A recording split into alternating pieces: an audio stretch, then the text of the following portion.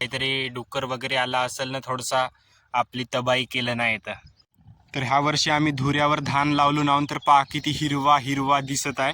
देखा पिल्यासाठी तिनं झोका झाडाला टांगला, असं आम्हाला शिकवलं होतं 11वी-12वीत आपल्याकडे कविता होती तेव्हा. आणि आता पाहत आहो मी तर तर हॅलो मित्रांनो, तुमचं स्वागत आहे माझ्या एका नव्या ब्लॉगमध्ये. तर आता मी आलो वावरामध्ये हा कचरा घेऊन पोचल्या, कारण आपल्याला जो होता तो कचरा पेटवायचा होता. कारण 2-4 दिवस झाला म्हणजे पाऊसच राहत आहे सकाळपासून, आणि आज थोडंसं उघाड वाटल्यासारखी म्हणजे झाला आहे उघाड. तर तोच मी कचरा पेटवासाठी आलो वावरात. तर माझ्या समोर एवढा कचरा आहे, म्हणजे शेज वगैरे तुरीचे होते ते आता काढून ठेवले आहेत, धुरे साफ केले आहेत सर्वच. तर तेच पेटवासाठी मी हे पोतल्या आणलं, कारण पोतल्या जे आहेत आपली प्लास्टिक जास्त वेळ थोडीशी जळत राहते म्हणून आणलो. आणि आपला हा परा हा मागवून टाकलेला परा आहे, तर हा बोटच छोटाच निघला आहे, थोडा हिरवा दिसत आहे तुम्हाला पहा. तर कचरा पेटवून नंतर आपण घरी जाऊ, तर त्यासाठी आलो होतो मी. ब्लॉग वगैरे बनवणार नव्हतो आज, कारण मी अल्टरनेट डे म्हणजे आज अपलोड केल्यावर उद्या अपलोड नाही असा करत आहो, म्हणून काही रोज ब्लॉग बनवत नाही. तर आहे माझ्याकडे बनवली ब्लॉग, पण अपलोड नाही करत आहो.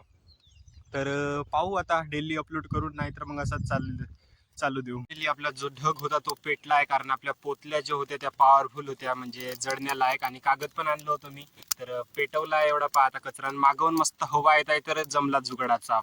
वाटला नव्हता का पेटेल म्हणून लवकर, कारण तर एवढी काही म्हणजे ऊन निघली नाही, पण खुला वातावरण आहे सकाळपासून.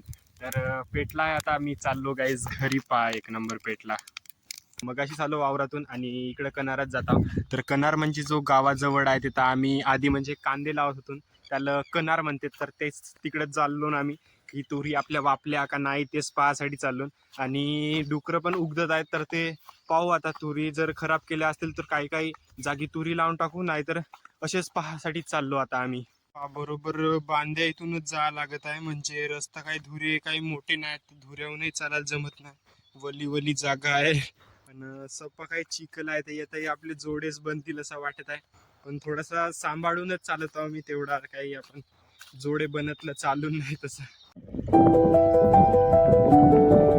माझ्या मागे पाहत असाल, हाच आहे आपला कनार, जे की आता कांदे लावत होतो ना आधी आम्ही लहानपणी. म्हणजे मला तेवढा काही आठवत नाही आधी, हो 10 वर्षा पहिलं तरी लावत असून, तर तिलाच कनार म्हणतात जिथं कांदे लावत होतो आम्ही. आणि इकडं तर सगळ्याच इकडं आवत्या दिसत आहे. आवत्या म्हणजे पूर्ण धान शिपला आहे, काही रोवणार नाहीत म्हणून त्याला आवत्या म्हणतात.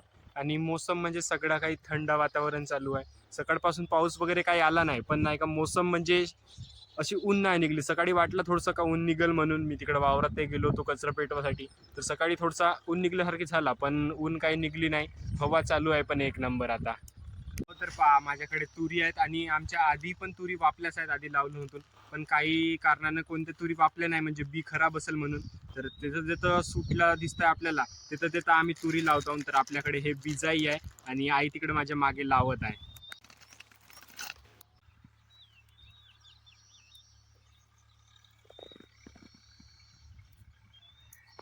आपल्याला फक्त आता एका जागी अशा उगदल्यासारखी तुरी दिसत आहेत, बाकी जागी तर नाही दिसल्या. पण इथं काहीतरी डुक्कर वगैरे आला असेल ना, थोडसा आपली तबाही केलं नाही इथं. नंतर इकडं तिकडं तर काहीच नाही झालं आहे, फक्त तिथं रोज होतून आम्ही तिथं म्हणजे खुली जागा राहिली होती, म्हणजे काही तुरी वापल्या नसतील त्या. पण येतं नाही का कोणतरी म्हणजे डुक्कर काहीतरी उगदल्यासारखे केलं आहे, म्हणजे तुरीला थोडीशी हानी पोहोचली आहे. नाहीतर बाकी सर्वच आपला तिकडं पासून आपल्या ह्या पण तुरी इकडून पूर्ण चांगल्याने वापल्या आहेत एक नंबर. मध्ये खोपा सुगरणीचा चांगला, देखा पिल्यासाठी तिनं झोका झाडाला टांगला, असं आम्हाला शिकवलं होतं 11वी-12वीत आपल्याकडे कविता होती तेव्हा. आणि आता पाहत आहो मी, तर किती सुंदर दिसत आहेत. हवा येत आहे आणि ते झोके म्हणजे त्यांचे घोसले हालत आहेत, आणि किती जोराची हवा आली तरी ते घोसले पडू नाही शकत. जेव्हा मी लहान होतो म्हणजे, तर मला घोसला म्हणजे पाहिजे होता तो. तर मी बहुत प्रयत्न केलो होतो तोडासाठी घोसला, पण तो काही तुटला नाही. आणि तेव्हा मला समजतही नव्हता की घोसला म्हणजे तोडाचा नाही, काही नाही म्हणून, असं नाही का दुसऱ्याला त्रास होते म्हणून. तर तोडत होतो तर तुटला नव्हता. तर एवढा मजबूत म्हणजे ते सुगरण पक्षी आपला घोसला लटकावून ठेवते. आणि त्या घोसल्याला म्हणजे खासियत म्हणजे 2 छिद्र असतात. एक म्हणजे त्यांचा सिक्रेटवालाने, एक म्हणजे दुसऱ्या पक्ष्यासाठी कोणासाठी, की जे दुसऱ्या ह्याच्यात घुसतील ते तर त्याला पिल्लू नाही भेटणार. पण जो सुगरण पक्षी आहे त्याला बरोबर माहीत राहते की आपल्याला कुठं जायचं आहे, कसा बनवून ठेवला आहे. तर 2 छिद्र राहतात त्याचे.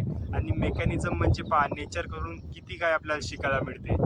पळून म्हणजे साप त्या घोसल्यामध्ये घुसायचा प्रयत्न करतात, म्हणून तो त्याचा मेकॅनिझम तसा बनवला आहे. आणि नेचरकडूनच आपल्याला ह्या सर्व काही शिकायला मिळते, तर सर्व काही नेचरच देते.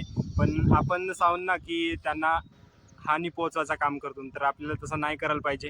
आणि मी काही घोसला तोडत नाही, लहानपणी थोडासा माहीत नव्हता म्हणून, पण आता वाचवायचाच प्रयत्न करतो. तर ह्या वर्षी आम्ही धुऱ्यावर धान लावलो नाहून, तर पहा किती हिरवा हिरवा दिसत आहे. आणि जवळून दाखवता तुम्हाला तर पहा पूर्णपणे एकूण एक दाणे वापले आहेत, तर पहा किती सुंदर आहेत. आणि मधामधात तुरीही आहेत. तर एक गोष्ट सांगू का, म्हणजे आम्ही धुऱ्यावर काही धान वगैरे लावलं नाही आहे. तर जे बांधीत म्हणजे हार्वेस्टरनं धान कापला होता आणि पुरा झुरा झाला होता, तर तेच माती मग तो धान वगैरे येतच राहिले बांधीत. ते झडले होते बांधीतच धान, तर ते झडले होते, तर मग ते राहिले तसेच्या तसेच. मग आम्ही माती टाकायची वेळ आली धुऱ्यावर, तर माती टाकलून, तर त्याच्यानंतर आपला रिझल्ट पहा तुम्ही. माती टाकून झाल्यावर इकडं पाणी आलं आणि धानच वापून गेले. मी चाललो घरी आणि हा घोसला घेऊन जातो, म्हणजे खाली पडला होता म्हणून, नाहीतर असं तोडलो बिडलो काही नाही. आणि माझ्या मागे पहा किती मोठा झाड दिसत आहे.